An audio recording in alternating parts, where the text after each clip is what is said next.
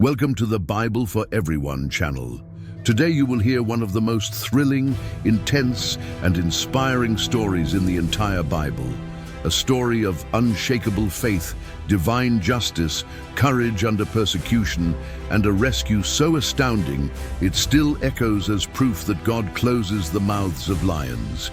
You will walk alongside a man falsely accused, surrounded by enemies, thrown into a death pit, and yet completely protected.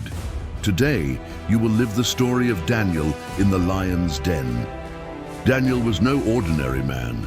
He was a Jewish exile taken from his homeland as a young man and brought to Babylon as a prisoner.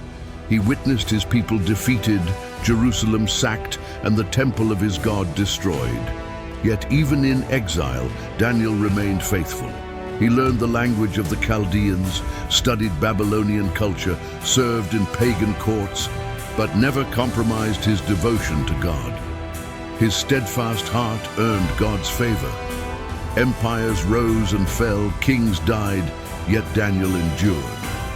From Nebuchadnezzar's reign to Darius's rule, Daniel was renowned for wisdom, integrity, and an excellent spirit, and that provoked envy.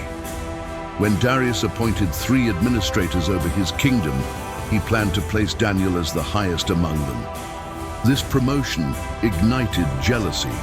The other officials plotted to find fault in Daniel, searching for administrative mistakes or moral failings, but they found none. Finally, they concluded, "We will only find grounds to accuse Daniel if we catch him disobeying the law of his God." They approached King Darius with a disguised flattery. "O king, live forever. All the administrators and governors agree that you should issue a decree. For 30 days, anyone who prays to any god or human except to you, O king, shall be thrown into the lion's den." Flattered, Darius signed the decree, unaware it condemned an innocent man. When Daniel learned of the decree, he did not hide. He returned home, climbed to his upper room, opened the windows facing Jerusalem, knelt and prayed 3 times a day, as was his custom. He could have prayed in secret, closed the windows, or waited out the 30 days. Instead, he risked his life for his faith. The conspirators sprang their trap. They caught Daniel praying and rushed to the king to accuse him. Darius was anguished. He spent the whole day seeking a way to save Daniel, but Persian law was irrevocable. At dusk, the king ordered Daniel cast into the lion's den. Before sealing the stone, he cried out, "May your God, whom you faithfully serve, rescue you." Then there was silence. Night fell. The king could not eat or sleep, refusing music and tormented by thoughts of Daniel. Inside the den, hungry lions prowled around a kneeling man. But in the darkness, God sent his angel, and the angel shut the lions' mouths. At dawn, Darius raced to the den and shouted, "Daniel, servant of the living God, has your God been able to rescue you from the lions?"